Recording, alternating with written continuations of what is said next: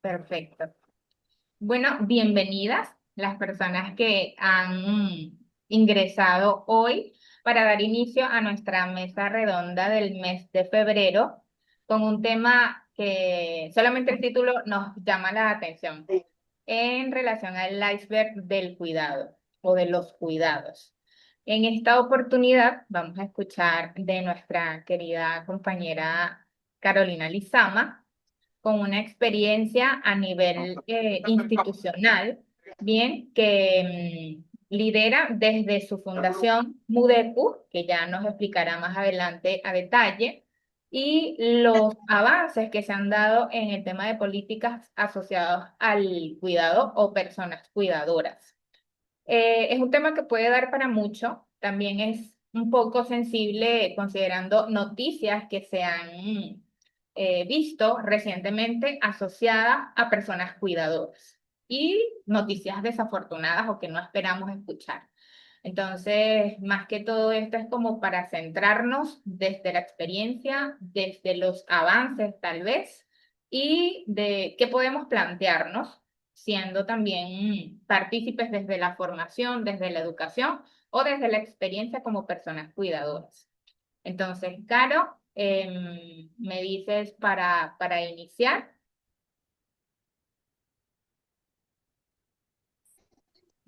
Hola, sí, por favor. eh, Soy Carmina y vamos a hablar sobre el iceberg del cuidado, es como nos explica Dayane. No sé si está la imagen ya, Ajá, Rivka, ya podemos compartirlo. por favor.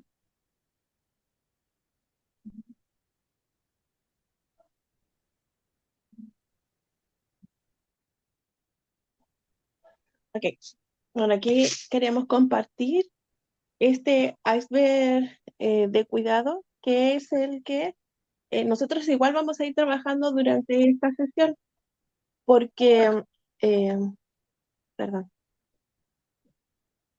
que-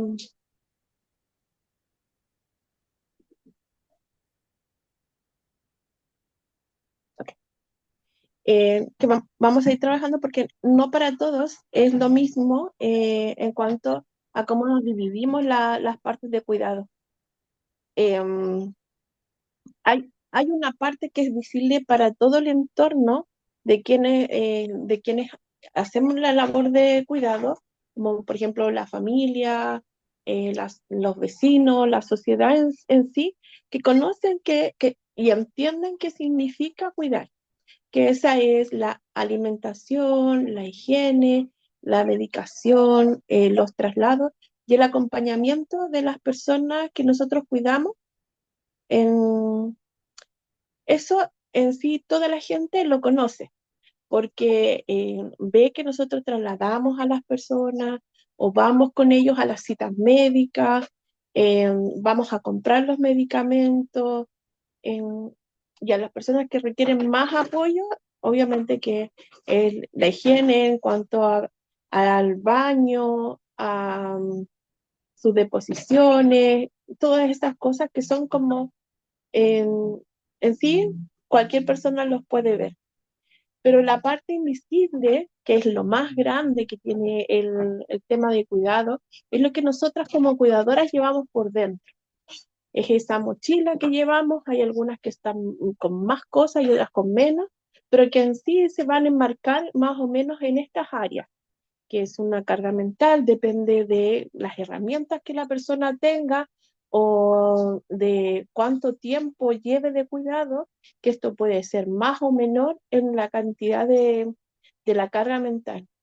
La preocupación constante en cuanto a una persona que es dependiente, uno cuando está haciendo otra cosa, otra actividad dentro de la casa, está siempre con el oído puesto en la persona que uno cuida, por si es que hay algún ruido, una necesidad que ella solicite, entonces uno está ahí súper presente con las personas. La organización familiar, porque no todas las familias son compuestas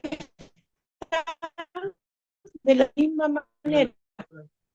hay quienes tienen ex mamá, papá, hermano, apoyar al cuidado y hay otras que solamente y se enfocan todo el cuidado en esa persona y para ello tienen que dividir cómo se prepara el almuerzo, el aseo, las tareas de la casa, el acompañamiento de las otras personas que no requieren tanto apoyo, el impacto económico.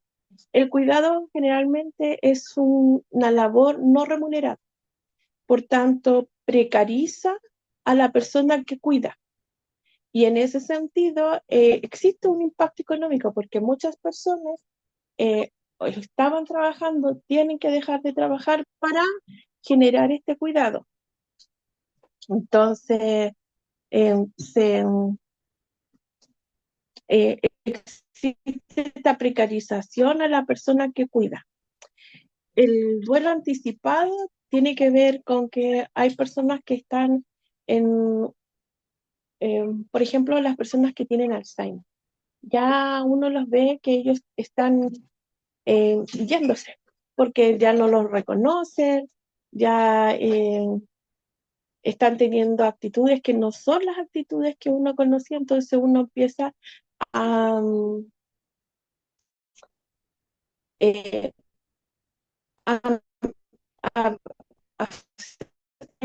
a este duelo, no va este duelo anticipado y que va trayendo también otra sobrecarga mental, el desgaste emocional. Esto todos lo vivimos. Hay un tema que es muy agotador, que es el estar siempre pendiente del otro y de ser, eh, de repente las otras personas, los médicos, los enfermeros, los vecinos, todo el mundo, no entienden que uno no es la extensión de la persona que uno cuida, sino que uno también es una persona individual y que también tiene que ser cuidada. Entonces va este desgaste emocional porque uno pierde cierta identidad. La culpa está muy asociada en el cómo cuidamos, si lo estamos haciendo bien. eh, por ejemplo, si la persona que uno cuida se enferma, pucha, ¿qué hice? ¿Por qué se enfermó? Eh, y realmente, bueno, nosotras las mujeres como que tenemos eso en el ADN al parecer, de que siempre sentimos culpa por algo, de, ya sea que hicimos o que no hicimos. Y eso también tenemos que ir cambiándolo en la forma de cómo nosotros vamos relacionándonos con las personas que cuidamos y con lo que hacemos.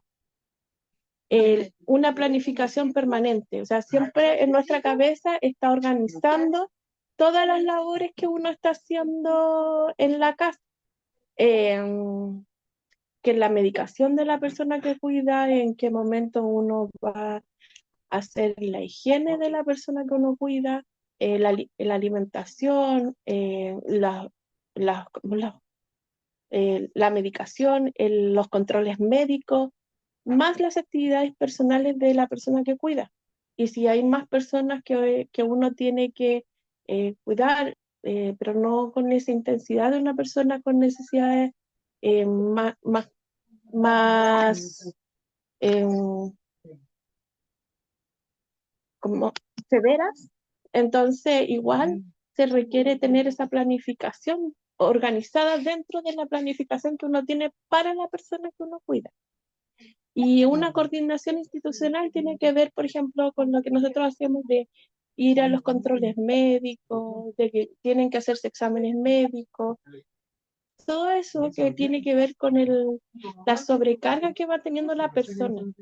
Son muchas actividades las que nosotros al final hacemos, pero hay algunas que siempre llevamos por dentro y que de verdad es como la maquinita aquí dentro de la cabeza está trabajando las 24 horas, los 7 días de la semana, los 365 días del año y de repente no paramos. Estamos con el cortisol, pero así ya muy elevado y también eso nos afecta a nosotros, porque no solamente nos afecta psicológicamente, sino que también físicamente, por no lograr un descanso adecuado, no lograr tener espacios de cuidado.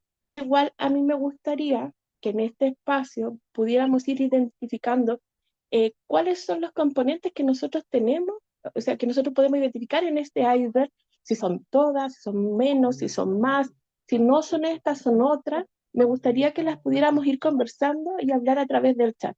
¿Qué opinas, Dayani?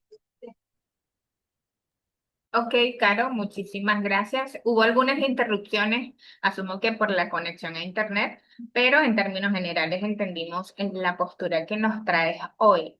De hecho, yo estaba viendo y escuchándote y podemos interpretar que esta parte visible es cuando ya se hace la gestión, ¿bien? Es decir, estoy cubriendo la alimentación, pero ¿qué tuvo que pasar antes para que yo pudiera cubrir esa alimentación? Planificarme y tener uno o dos empleos remunerados, pagarle a alguien para el cuidado mientras yo cubro ese elemento, incluso desde la misma actividad de ir a comprar. ¿En qué momento lo hago? ¿Cómo me planifico? Bien, el contexto como tal ve que estoy cumpliendo con la alimentación, lo que pasó antes de. Y también en el tema de coordinación institucional. Cumplo con la medicación, acompaño a estas visitas médicas, pero ¿qué hice antes? ¿Cuántas citas tuve que pedir o con qué anticipación fui? ¿Tuve que posponer alguna por alguna emergencia que no hubo manera de tener algún respaldo o apoyo? Entonces, O evidentemente, los mismos ¿no? traslados.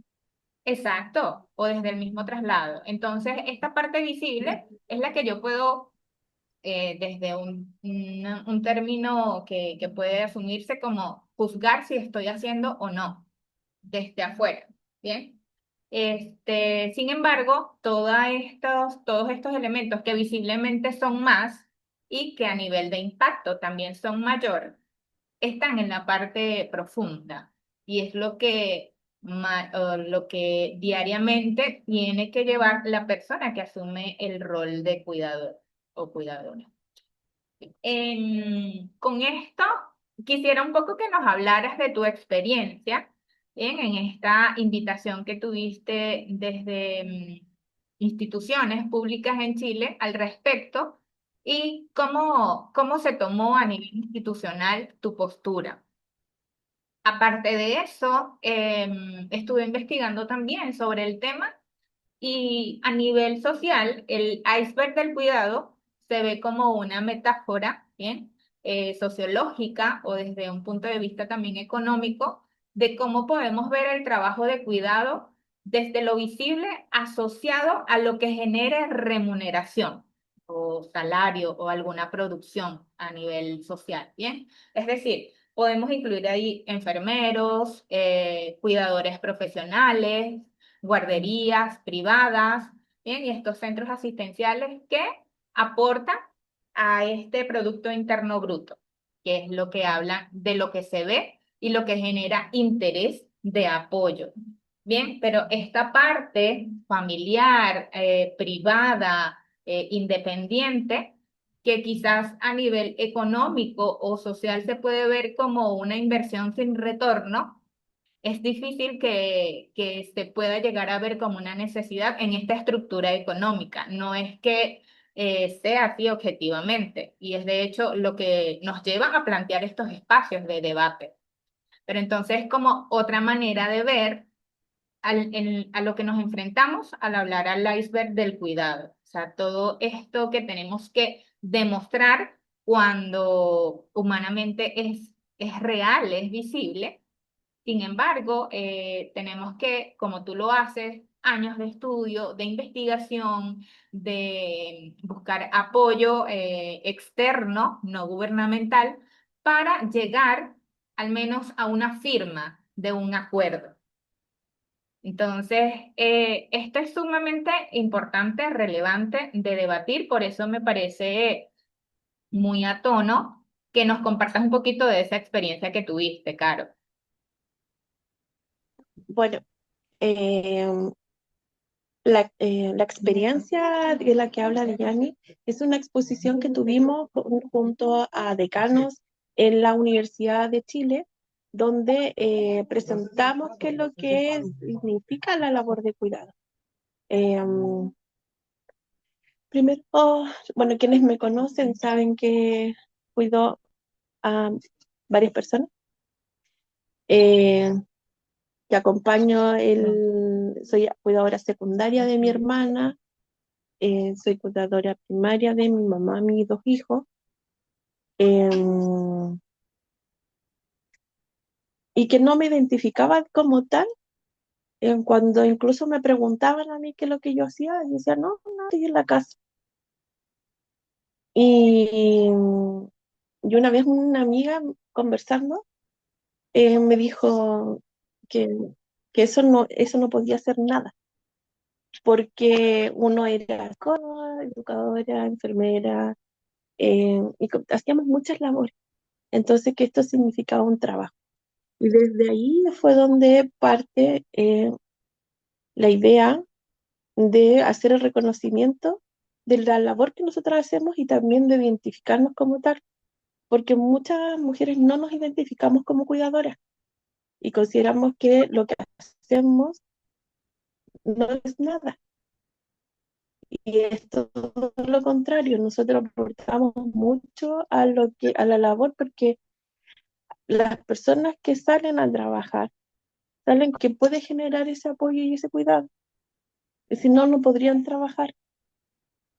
Entonces, desde ahí hay que ir mirándonos de a poco y ir reconociendo que lo que nosotros hacemos impacta en la sociedad tanto emocionalmente como económicamente.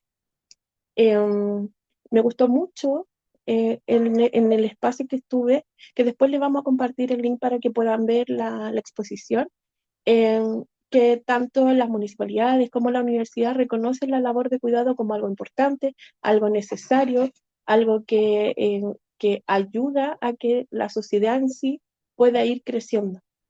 Quienes van reconociendo la labor de cuidado como un trabajo, me refiero a los países, van avanzando hacia una justicia social y a una sociedad más empática y más fuerte, porque no abandona al más débil. Y no tiene que ver solo con nosotras como cuidadoras, sino al reconocer la labor que nosotros hacemos, reconocen a las personas que nosotros cuidamos. En este sentido, les quiero comentar una situación que hace muy poco me pasó.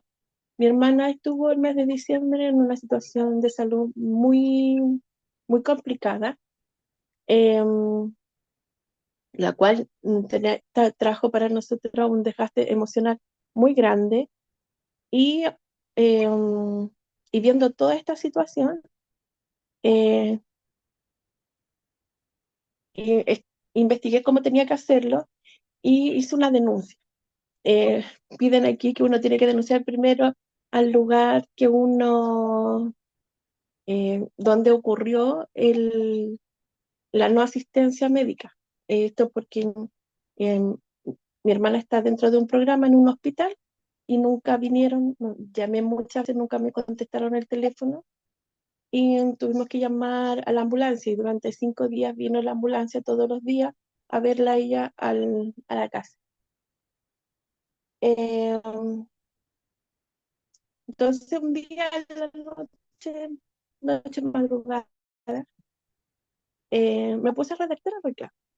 Y como decía que uno tenía que mandarlo primero al lugar donde uno había hecho la denuncia, o sea, donde no había tenido el apoyo, mandé primero el reclamo al hospital y a los 2 minutos mandé el reclamo a la superintendencia y porque me dan un número de registro del otro reclamo, entonces ya lo había mandado antes.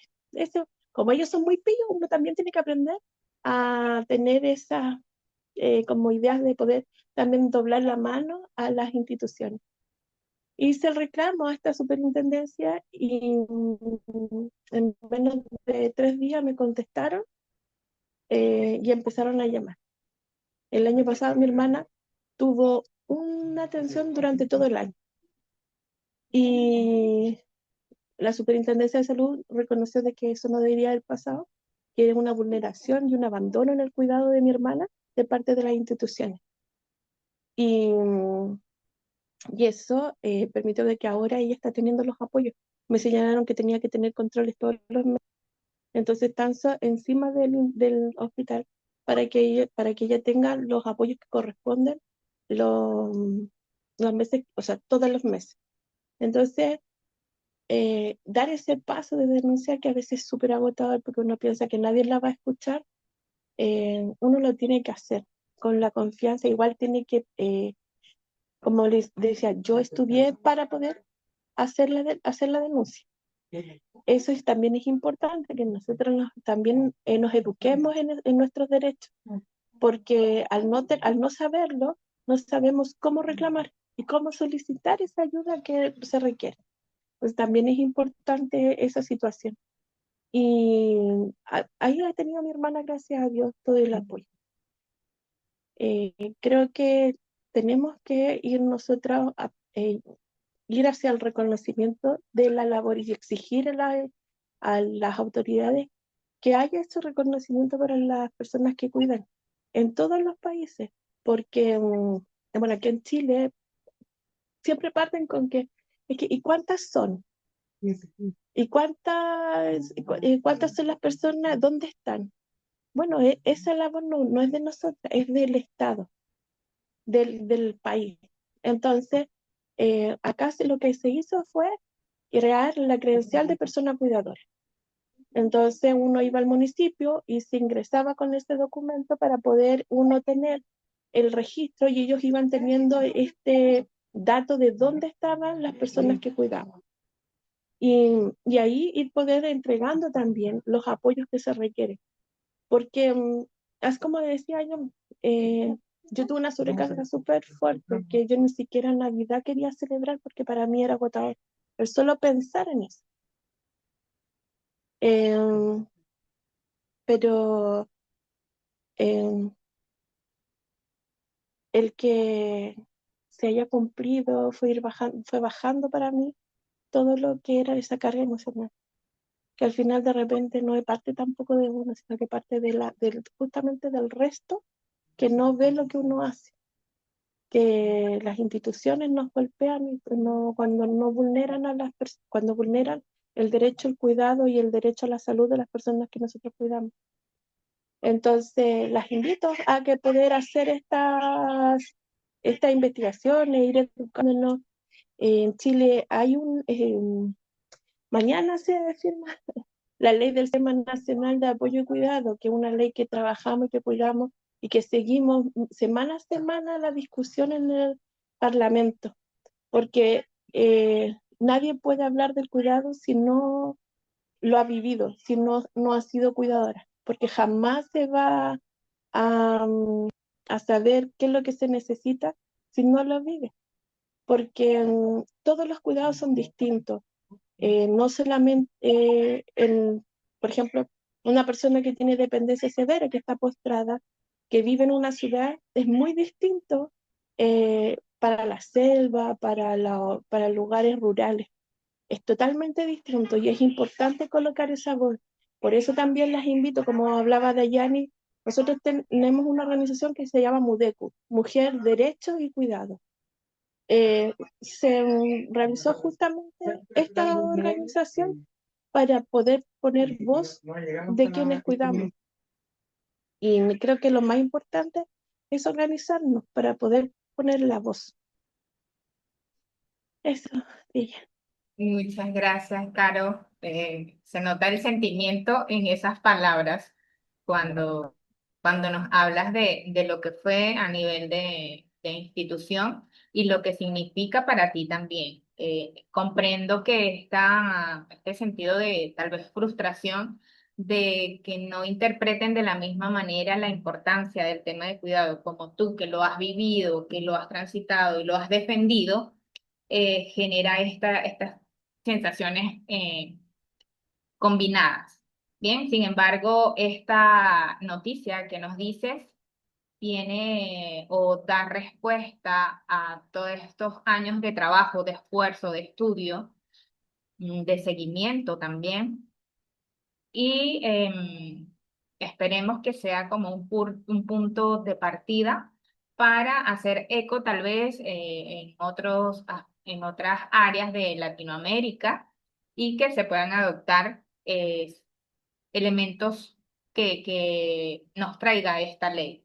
Bien, que específicamente, no sé si implica, en mi investigación vi desde Chile un apartado dedicado al cuidado que lo titulan Chile Cuida, ¿sí? Entonces, también, por ejemplo, en Sí, Venezuela se basa en misiones. El Estado lo trabaja desde misiones y son asociadas a apoyo en materiales, sillas de rueda, insumos médicos. Evidentemente hay un tema protocolar y se asocia más a la adultez mayor, en este caso. El cuidado o la atención sería a la persona cuidada, no a la persona cuidadora. claro, pero allí también es importante que nosotros coloquemos esa voz porque nosotros vivimos en una sociedad interdependiente. O sea, en un momento necesitamos ser cuidados, o sea, todos fuimos cuidados. No hubo ninguno que naciera que no necesitara cuidado. Todos necesitamos cuidado, todos vamos a volver a requerir de cuidado. Eso es lo que no se logra entender. Y creo que es súper importante que nosotras como mujeres y como cuidadoras pongamos esa voz. Se entiende también que si nosotros hablamos de personas cuidadoras, porque hay hombres que también cuidan, pero en sí el cuidado es muy feminizado, porque culturalmente es como que uno nació y tiene en el ADN todo el aprendizaje para poder generar el cuidado, cosa que no es cierta, pero se entiende culturalmente que es así. Y eso no tiene que ver con que sea acá en, en Latinoamérica. El cuidado en sí en todo el mundo es feminizado, es poco reconocido. Hay países donde ni siquiera se habla de cuidado. Y creo que eso es súper importante que nosotros vayamos abriendo esos espacios y también que nosotras podamos hablar eh, desde, desde, desde nuestro espacio donde vivamos, a ir hablando el tema, ir educando también a la sociedad de qué es lo que significa cuidar.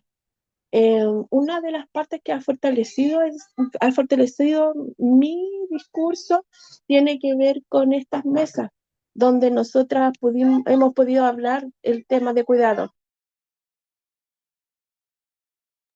Qué bueno, Caro. Este punto que dices de la globalización del tema de cuidados nos lleva a que no nos centramos en Latinoamérica. Sin embargo, a nivel de hacer ruido o de tener resultados, bueno, esperamos que de acá surja un precedente, ¿bien? Sin embargo, cuando hablamos de un tema de interés mundial, podemos tener muy reciente el caso de Australia, ¿bien? Esta familia que se suicidó luego de poner fin a la vida de sus hijos.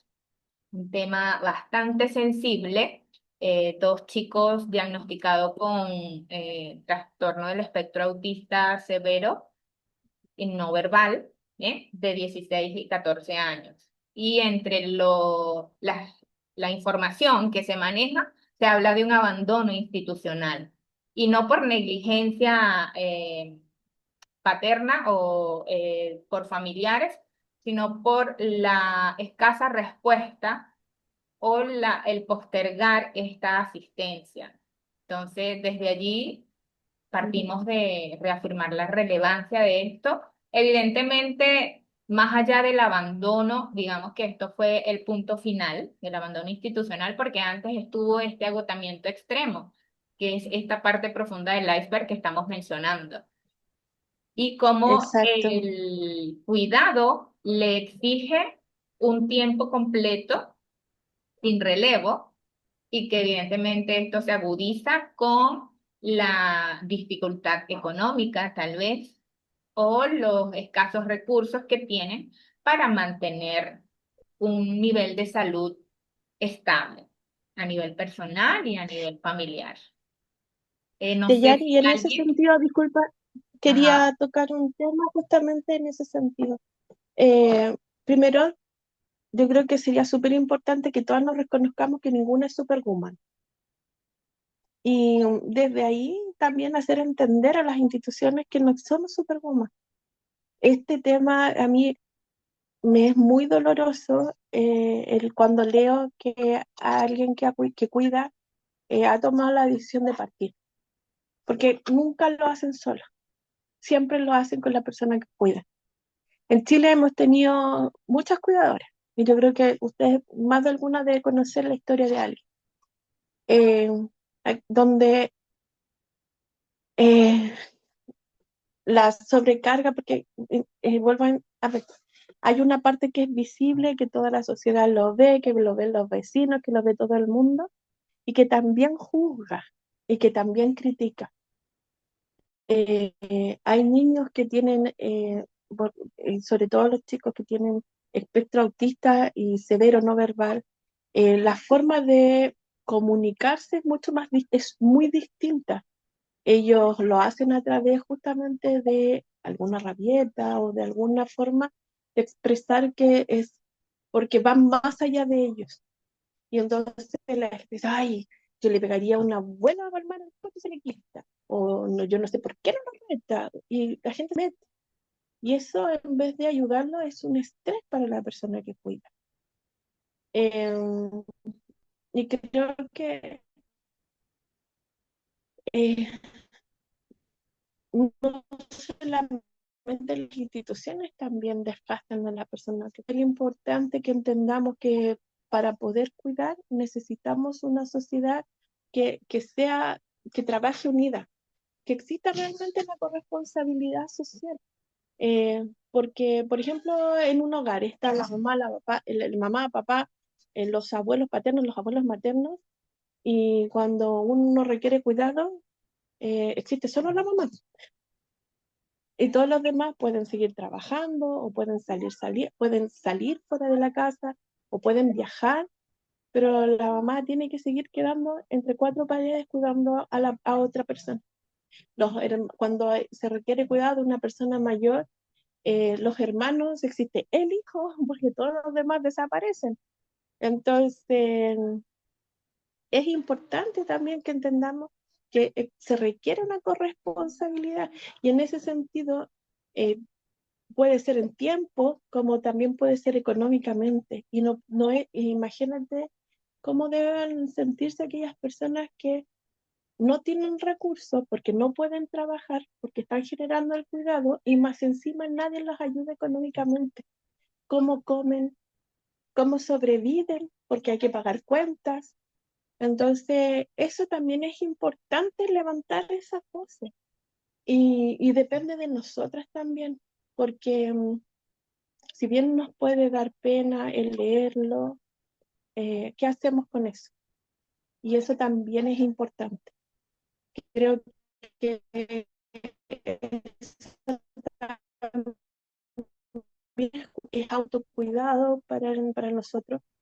A mí una amiga siempre me ha dicho que lo que hacemos es por un propósito y es porque alguien mayor nos está mirando y nos está dando las herramientas para que nosotras podamos hacerlo. Y creo que eso es importante. Eh, Hay que levantar la voz, hay que escuchar a las personas, hay que mirar y hay que mirar con empatía. Aquí en Chile se habla de que el cuidado, ahora con esta ley, va a ser el cuarto pilar de la social, de la protección social, que la viene a igualar con la educación, la salud y las pensiones. A ese nivel se pone el cuidado. Y creo que ahí es donde tenemos que llegar todos los países, a entender cuán necesario es colocar esa mirada en lo que significa cuidar. ok, Caro, muchas gracias. Quería Ujú. extender la invitación a quienes quisieran aportar sobre el tema desde su experiencia, desde este caso planteado también, y del mismo tema del iceberg del cuidado. Si tienen algún pensamiento que valide lo que hemos hablado o tal vez diferente y que nos pueda ampliar también el conocimiento. A ver, Zuli, ¿puedes activar tu micrófono? Hola, mucho gusto y un saludo para todas. Yo soy de México, del estado de Tabasco. Por ahí no enciendo ahorita mi cámara porque si está falla un poquito la señal, entonces se apagaría. Claro, no te preocupes. Yo soy psicóloga de educación.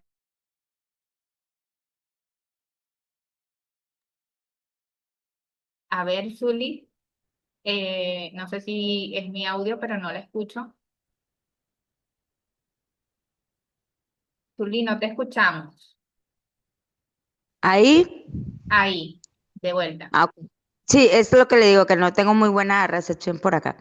Vale. En ese sentido le decía que trabajo con chicos con discapacidad en el área de educación especial.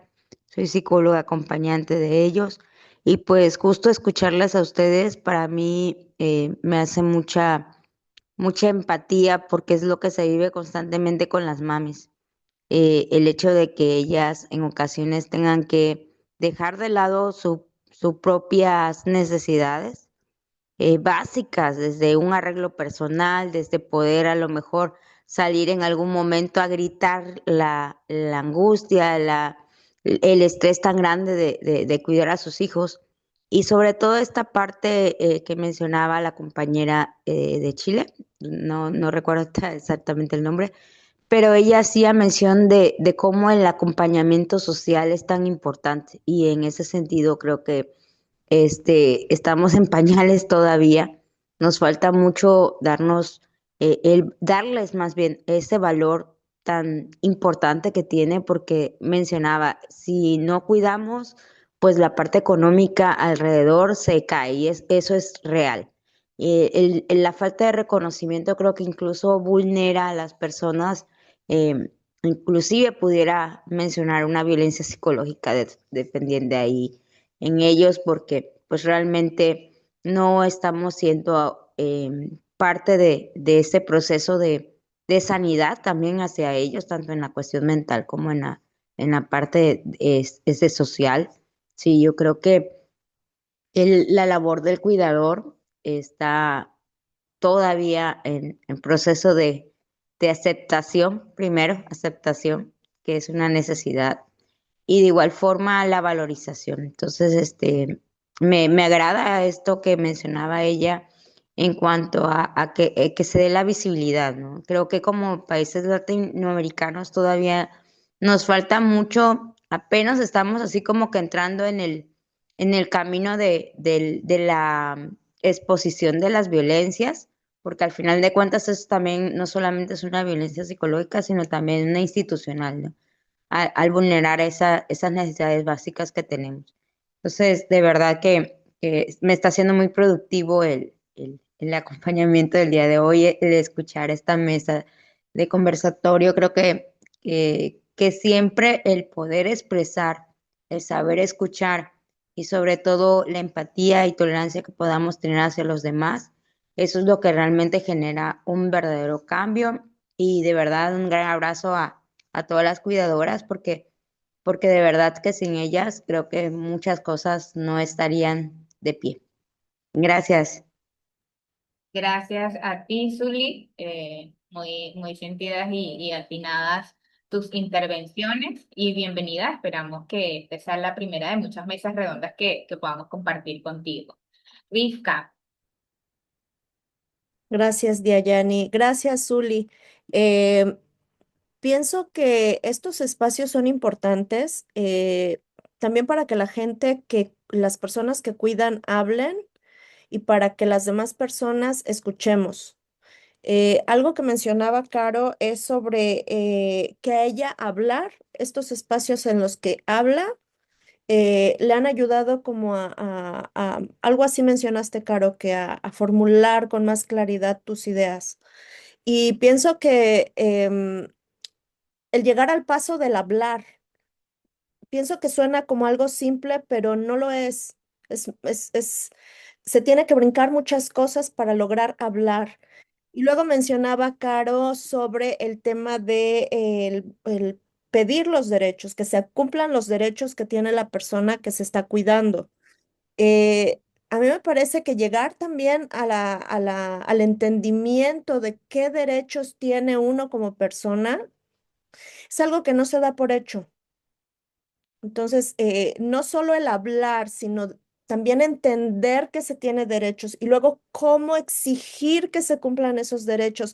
Creo que es un camino súper largo, muy complicado y que si además está atravesado por las dificultades económicas, el agotamiento, eh, se vuelve algo interminable. Y pienso que sí es muy importante, justo, puede parecer algo muy simple el sentarnos a hablar, pero en realidad me parece que estamos entendiendo una realidad que es muy compleja y que de ese mismo entendimiento vamos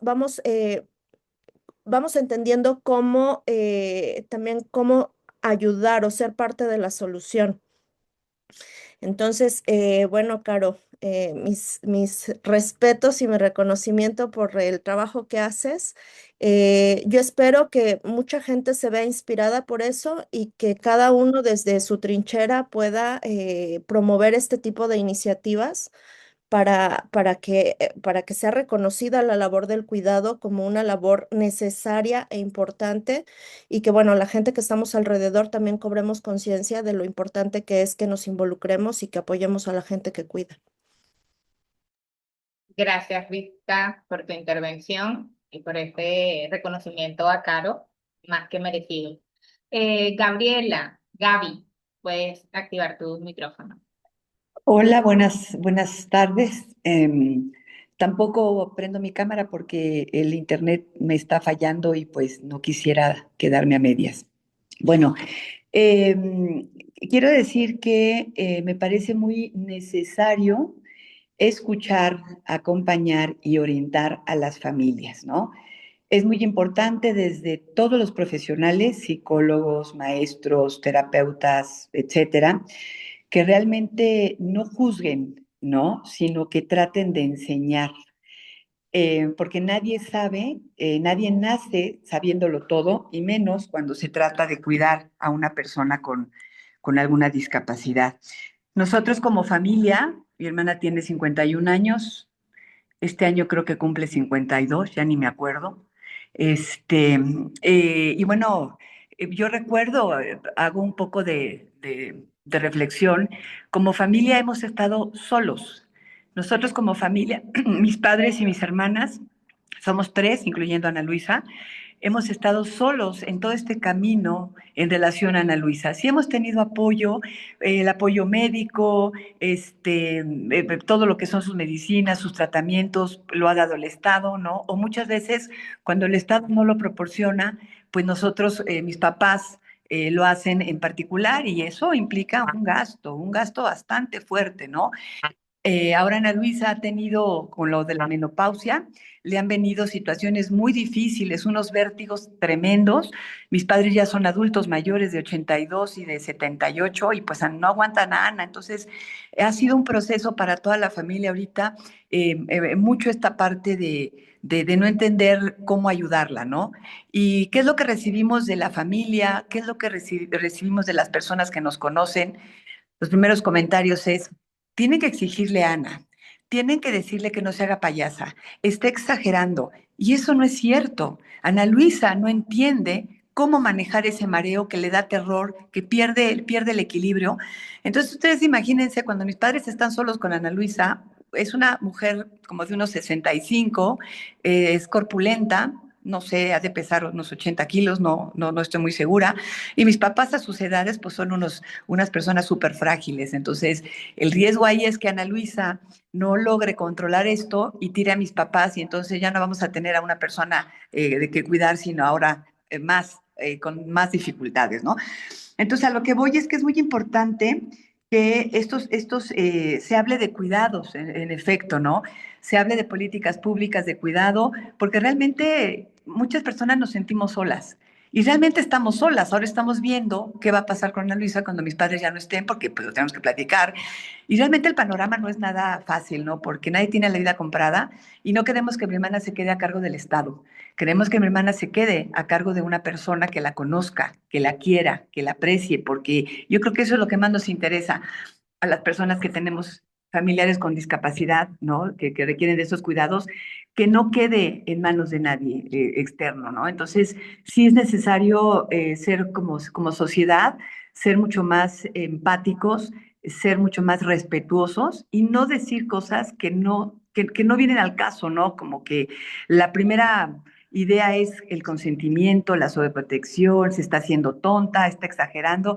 Y como decía mi madre, es que nadie conoce a Ana Luisa y yo sé que Ana Luisa está sufriendo, ¿no? Entonces yo creo que es bien importante esto de los cuidados y como lo comentaban, es importantísimo en el iceberg, ¿no? Aquí no solo ver lo que se ve, sino lo invisible. Mis padres están agotados, físicamente, económicamente, y realmente, pues nosotros como hermanas, pues hacemos contención, pero ¿quién hace contención con nosotros? ¿Sabes? Entonces, eso yo creo que eso es bien importante, ¿no? Desde el desgaste emocional, familiar, económico, no es fácil. Entonces, yo sí me encantan este tipo de pláticas porque es una realidad. Y yo sí invito a todos los profesionistas que están trabajando con personas con discapacidad a que tengan sentido común y a que no expresen las cosas a bote pronto, que cuando menos se pongan en el lugar de otra persona antes de emitir está exagerando, está diciendo mentiras, usted la han sobreprotegido. Nadie, yo siempre lo he dicho y lo sostengo, nadie, ni el mejor profesional, sabe ni conoce a una persona con discapacidad, salvo quienes realmente estamos 24/7 con ellas. Ese sería mi comentario. Muchas gracias, Gaby. Muy pertinente lo que mencionas desde una experiencia personal. Aun cuando tienes conocimiento en el área, eso no te hace exenta de experimentar este tipo de prejuicios sociales también, de estas dificultades económicas, emocionales de tus padres directamente en este caso y también de tu parte, hacer partícipe de esa dinámica. Entonces, muy a tono desde el punto de vista de que no necesitamos esperar actuar como una cura, sino desde la prevención. ¿Qué podemos hacer desde ahora para que quizás no solamente la hermana de Gaby, sino otras personas puedan quedar al cuidado de alguien que tenga un nexo emocional y cuando no, saber que a nivel de Estado existe alguna institución capaz de asumir esta persona o el cuidado de esta persona? Me venía mucho de nuevo el caso que les comento de la familia, porque suele pasar que luego de lo sucedido se comente, pero ¿por qué no pidieron ayuda? Y desde pedir ayuda con un cartel necesito ayuda, tal vez, pero sí posiblemente los vieron diariamente salir sin transporte privado o sin comer o venir derrotados o con esta demanda diaria de los hijos y no identificarlo como una petición de ayuda real. Entonces, es ver más allá de esto que comenta Gaby, ver más allá de la punta del iceberg. A ver, Caro. Bueno, yo lo que quería comentar, que primero abrazo a Gaby y a su familia, eh, y creo que es importante justamente lo que ella dice, porque lo que hablaba anteriormente de lo de interdependiente, generalmente se habla de cuidado cuando el bebé recién nació y todo el mundo está feliz y todo el mundo va para la casa y todo el mundo lleva regalos y incluso ahí en ese momento te dicen a la mamá, pero yo lo hacía mejor, pero tienes que hacer esto y tienes que hacer esto otro y al final no se colabora, sino que se entorpece ahí el cuidado. Creo que una de las cosas que son súper importantes es la escucha, pero también entender que el cuidado no tiene inicio y término. porque un niño con espectro autista, por más que quiera una ley, por más que quiera todo el mundo y todos los demás, no cuando cumpla la mayoría de edad se le quita. O no cuando cumplen 15 años, hay en algunos países donde se consideran a los chicos que a los 15 años ya pasan, pueden ser atendidos en la parte adulta. No porque cumplen 15 años se les va a quitar el diagnóstico. Eso no se logra entender y se toman políticas públicas sobre los niños, sobre las niñeces, los niños, los adolescentes, y no se entiende que un diagnóstico lo acompaña a una persona durante todo su ciclo de vida. Entonces, creo que eso también tiene que ver con nosotras, con que cuánto nosotros difundimos, visibilizamos, hablamos, educamos a la sociedad de los diagnósticos, de lo que significa cuidar. También se habla, por ejemplo, de las personas mayores. Aquí hubo un caso hace muy poco de una persona que es una jueza que cumplió la mayoría de edad, se jubiló, tiene ya 80 años, y los hijos la declararon que era interdicta, le quitaron todo y la mandaron a un hogar. Y ella tenía autonomía para poder valerse y poder seguir trabajando, o sea, poder seguir viviendo con los ingresos que ella tenía. Entonces también hay que ir identificando todo eso y hay que hablarlo, porque se debe propender a la autonomía de las personas, pero también igual hay que entender que no todas las personas van a lograr esa autonomía. Y esos conceptos solamente los podemos hacer valer y los podemos educar nosotros. Y eso no tiene que ver, y lo hablo de nosotros porque entiendo que hay personas que tienen cierta expertise o cierto, por ejemplo, psicólogos, terapeutas que están aquí en este momento, o profesores, que tienen herramientas. Hay personas que cuidan a personas que tienen una dependencia muy leve, demasiado leve, o requiere apoyo muy leve, pero las herramientas que tienen son nulas. Entonces, para ella, cualquier cuidado que requiera la persona que cuida es un iceberg, porque no tiene las herramientas. Y así como lo decía la compañera anterior que es de México, Juli. ella, gracias, ella está ayudando a una familia cuando está ella entregando sus conocimientos en apoyar a una mamá, en apoyar a una familia, en apoyar a un niño, le está dando herramientas a una persona que a lo mejor no tenía ni una y que al final lo que va a estar haciendo es disminuir ese iceberg que está abajo. Y eso es súper importante, o sea, si todos damos al cuidado, por eso se habla de corresponsabilidad social. Si lo logramos entender y logramos empatizar en ese sentido, de verdad que vamos a llegar a tener unas sociedades más justas y más equilibradas, súper empáticas. Y quiero también tocar otro tema. Yo sé que en Latinoamérica somos secos para tratarnos mal, como que Latinoamérica estamos súper atrás, que estamos atrasados, que todo lo malo pasa en Latinoamérica. Les quiero comentar que no es así. Hay otros continentes donde estamos mucho más atrasados. Nosotros por lo menos, y aquí se demuestra, tenemos la intención de aprender, tenemos la intención de hablar, pero como decía bien Ripka, hay que dar el otro paso. Infancia y desarrollo pleno, este es el cuarto año en el que hablamos de cuidado. Es el cuarto año donde, como dijo alguna vez Ripka, picamos piedra en donde la gente no quiere picar.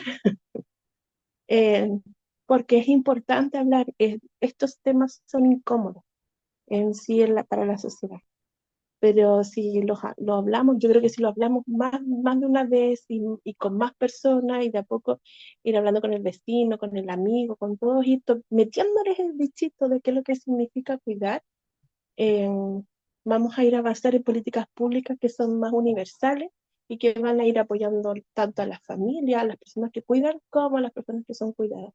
Entender que si el cuidado, los estados se hacen cargo del cuidado y son los garantes del cuidado de las personas que cuidan, estas personas que somos cuidadoras, que somos hinchapelotas, que vamos a estar ahí picando, picando, picando y golpeando puertas, vamos a hacer menos porque no vamos a andar requiriendo estar tocando puertas, reclamando, poniendo denuncias, demanda y todo lo demás. Porque va a haber un Estado que se va a hacer cargo y que vamos a ver que las personas que cuidan están recibiendo apoyo, están teniendo las atenciones de salud que corresponden. Eh, y vuelvo a tocar el tema de Gaby. Creo que es importante también eh, apoyar, ver alguna red de apoyo para los papás, porque si bien tienen una autonomía y pueden generar el cuidado a, a la hermana, ellos también necesitan, a lo mejor no cuidado, pero sí más apoyo. Y ese apoyo puede venir tanto de la comunidad cercana como de alguna red de salud que pueda apoyarlo en ese sentido. Porque son personas mayores, porque así bien como lo expresaba Gaby, es una cosa emocional que a uno le va desgastando el pensar, si yo no estoy, ¿qué va a pasar con esta persona? Imagínense de esos papás. Entonces, no les demos a ellos una sobrecarga emocional. Busquemos también a lo mejor una herramienta donde se pueda apoyar, donde ellos puedan conseguir ese apoyo eh, para que no generen más, o sea, no crezca el iceberg que está abajo, sino que todo lo contrario. Y nada, de verdad, yo estoy muy contenta de escucharles, de saber de que esto es importante también para ustedes, porque ténganlo claro. eh, por ahí hay alguna cuidadora o cuidador que en estos momentos está sobrecargado y puede ser que pensando en partir, y es necesario que veamos eso. Eso de ella. Muchas gracias, Caro. Sí, Gaby, puedes activar Bueno, gracias. Bueno, en este sentido, en lo que se está comentando, me parece muy importante que seamos ejemplo. Nosotros, como bien lo dice Rip, que lo han dicho todos aquí, pues hay que picar piedra. Esto no se acaba hasta que se acaba, ¿no? Es una lucha constante que a lo mejor yo no voy a ver, ojalá sí, pero si no, hay que seguir tocando, picando piedra. Lo que nosotros hacemos en la escuela donde yo trabajo, tenemos una comunidad de 40 familias y lo que estamos haciendo es precisamente generar entre nosotros esas redes de apoyo. Como yo les digo, no tiene que salir del vecino, no tiene que salir de la persona que va caminando en la calle, no, nosotros como comunidad tenemos que generar esa red de apoyo. Es muy importante generar esa red de apoyo y pensar, ahorita trabajamos con adolescentes, pero como yo les digo, esto es un trabajo para toda la vida, ¿sí? El ser cuidadores va a ser un trabajo para toda la vida. Y hoy debemos de empezar entre este grupo, entre ustedes como papás, a hacer comunidad, hacer apoyo. Y es lo que estamos haciendo. Ya los papás formaron ese grupo, se ven una vez al mes, ya se está pensando, por ejemplo, en un proyecto para la cuestión laboral, ya se está pensando en otro proyecto para a lo mejor a futuro, para cuando ya crezcan, dónde se van a quedar. ¿Y saben qué es lo interesante? Que esto va a ser gestionado por los hermanos. Esto es bien importante, involucrarnos todos. Digo, a mí ya me tocará a lo mejor la colita, ¿verdad? Porque yo ya no soy tan joven, pero a mí me va a dar, si es que se hace este proyecto apoyado por los papás, por estos grupos, pues qué mejor que cuando yo muera, sepa que mi hermana Ana Luisa, que es menor 10 años que yo, pues va a estar en un lugar cuidada, con gente linda, con gente que la va a entender. Yo creo que eso es bien importante. El cuidado también se hace desde la comunidad. Y nosotros como comunidad no debemos de, sí exigirle al Estado, porque es un derecho, pero no vamos a depender de ellos, porque si nosotros dependemos de ellos ya valimos cacahuate, y perdón el lenguaje, es una realidad. Estamos solos y nosotros como familia, como comunidad, debemos de hacer todo lo posible para poder solventar toda esta situación y no esperar a que el gobierno nos dé, sí exigir, pero no esperar. Eso es algo bien importante. Eso era lo que quería comentar. Gracias, Gaby. Volvemos al punto de la corresponsabilidad, ¿bien? No es delegar, no es dar la responsabilidad total, sino también percibir ese acompañamiento y que no es dejar de lado el rol que yo asumo.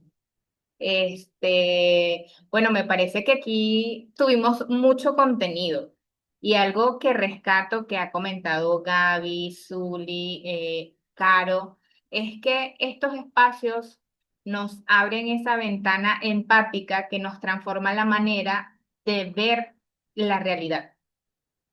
Aun cuando haya una persona acá que hasta el día de hoy no haya comentado, ni siquiera escuchado sobre el tema de cuidados, de alguna manera cambia su perspectiva o su visión del tema, de mirar al otro, de la postura que adopta ante una persona cuidadora o una persona con necesidad de cuidado. Entonces, si generamos cambios, si generamos impacto, que es un punto que no se puede dejar de lado o decir, no, bueno, ya es suficiente de sensibilización, ¿no? Entonces, que seamos portavoces o multiplicadores de este mensaje es uno de los pasos primordiales para seguir tocando o picando piedra, me quedo con esa frase, o haciendo ruido de lo que aún nos falta por lograr. No sé si hay algún comentario. Rivka, si puedes compartir el enlace para quienes deseen ver la participación de Caro en esta asamblea que estuvo y por la que trabajó mucho. Caro participa desde el minuto 52 o 53 del video, si quieren sectorizar, o si no, bueno, se disfrutan todo el video. Y bueno, nuevamente agradecida por tenerlas, por nutrirnos mutuamente y por hacer de este espacio, bueno, Rivka, ya te doy Adelante, adelante, Diayani, cierra. la palabra porque continuamos. Entonces, en el próximo mes nos vamos a encontrar con una mesa redonda desde cuidados y derechos humanos en América Latina. Entonces, va muy a tono para lo que debatimos hoy. Rivka, dime. Acabo de enviarles una encuesta. Nos ayudaría mucho que se tomen un par de minutos para contestar.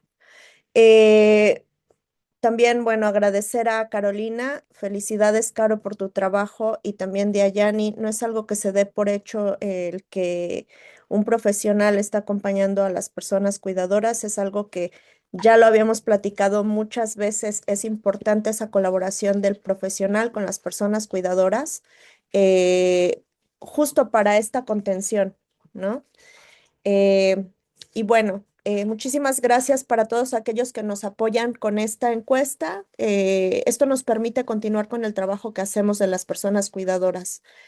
Y bueno, por mi parte es todo, Diayani. Gracias. A ti, Rivka. La encuesta la colocaste por el chat. Sí, les va a aparecer como una ventana emergente en el Zoom. Ok, bien. Aquí Gabriela García nos deja un comentario que dice que es la primera vez que entra a una sesión de estas. Es de México y cuidadora de su mamá. Y agradece los comentarios y se queda con unas grandes enseñanzas. Qué bueno, Gabriela. Gabriela, una pregunta. ¿Tú cómo te enteraste de esta mesa redonda?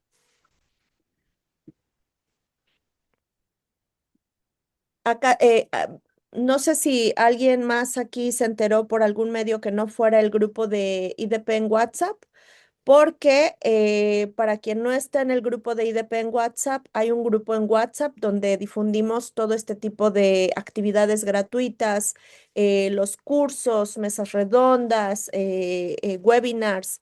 Entonces voy a compartirles por el chat del Zoom el enlace al grupo y si quieren unirse, pueden estar conectados a través del grupo y enterarse de todo este tipo de actividades.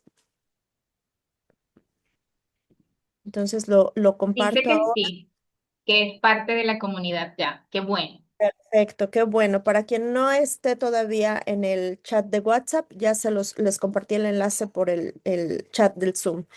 Y muchísimas gracias. Bueno, ellos pueden responder esa encuesta aún luego de cerrar la sesión. Cuando cerremos la sesión, se cierra la encuesta. Ok, bueno, damos un espacio. No sé si tienen algún inconveniente con la encuesta para que Rivka nos oriente. A ver, Em, levante la bien, mano. ¿Quién la ha hecho? ya casi todos la hicieron, así que Ah, bueno, ya perfecto. la vamos a cerrar. Gracias, Fíjate que Diayani. yo la estaba contestando y de repente se me cerró. Oh, Sí, pues, porfis. ok, voy a volver a De hecho, enviarla. me quedé en la parte de la nacionalidad. Ahí le iba yo a escribir y se cerró. Puede Ok. ser que sea por el tiempo. Pienso que, bueno, creo que ya no se puede volver a abrir. No, pero igual ya quedamos que si falta un espacio de nacionalidad es Zuli, mexicana. Ya te Bien. ubicamos, Zuli. Bueno, muchísimas gracias. Espero tengan un bonito domingo y las esperamos. Incluso pueden compartir la invitación a nuestra próxima mesa redonda para ir creciendo o aumentando como comunidad cuidadora. Bien, bueno, un placer. Chao. Gracias, Diayani. Gracias, Caro. Gracias a ti. Gracias, Rika. Gracias, Dejani, por siempre estar presente.